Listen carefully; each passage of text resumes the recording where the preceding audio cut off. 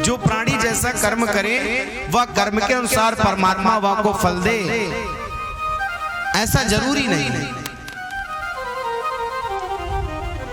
मतलब भगवान को तुमने भंडारी समझ लिया, जो भगवान का पूजन करेगा भगवान उसी पे कृपा दृष्टि बरसाएंगे।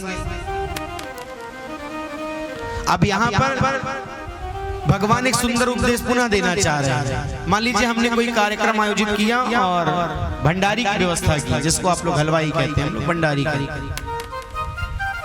अब महाराज आप भंडारी को जो सामान दोगे, भंडारी उसी सामान से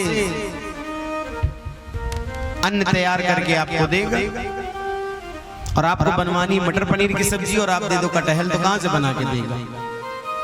तो भगवान से अगर कुछ प्राप्त करना है तो कर्म करोगे तो कर्म के अनुसार भगवान फल को देगा। महाराज ये शास्त्र बड़ा टेढ़ी खीर है, इसको समझने के लिए दिमाग को खोल कर बैठना होगा। कहीं पर कहते हैं कि कर्म के अनुसार फल मिलेगा, और कहीं पर कहते हैं कि प्राणी अगर कर्म करे तो जरूरी थोड़ी उसको उसके कर्म के अनुसार ही फल दिया जाए। तुलसीदास जी भी अपने रामचरितमानस में इन दोनों बातों को गोल गोल घुमाएंगे। वही है वही जो राम रचि राखा, और दूसरा कहते हैं कर्म प्रधान विश्व रचि राखा।